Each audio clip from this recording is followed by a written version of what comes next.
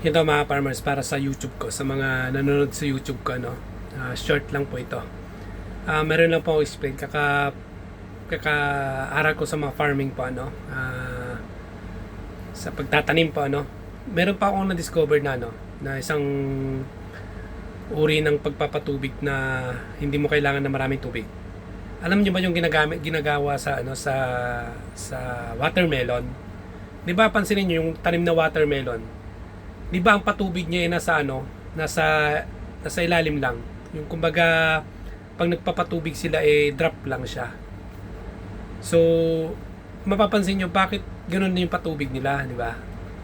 So ito yung ito yung kalaman na parang talagang mayroon talagang ebidensya na lalago siya. Bakit? Pansinin mo kapag nagdilig ka ng halaman, yung maraming tubig, dilig mo. 'Di ba? Ang bilis mag-evaporate 'yon. Ang bilis mawala yung tubig, 'di ba? Kahit ang dami niyan, urasan mo lang 'yan, wala ng tubig. Pero pansinin mo yung yung tumutulo lang. Yung tumutulo, nag-drip lang siya. Pansinin mo, mas maganda yung paglaki po nung halaman.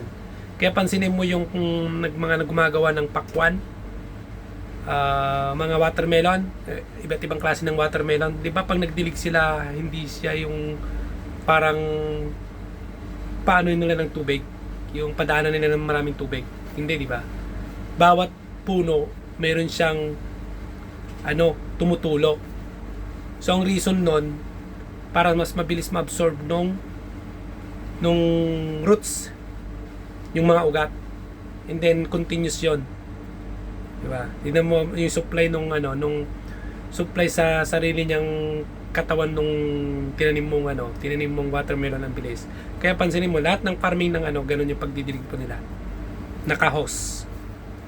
So hindi siya, ito napansin ko, hindi siya magastos.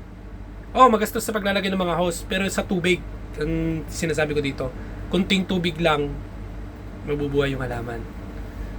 So, kagandahan nun kapag malawak yung tanim na na yung mga nagtatanim ng pakwan ng maramihan.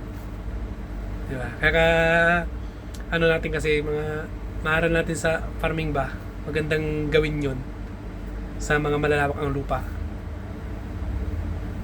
So, yan mga farmers, maraming salamat sa pagsuporta.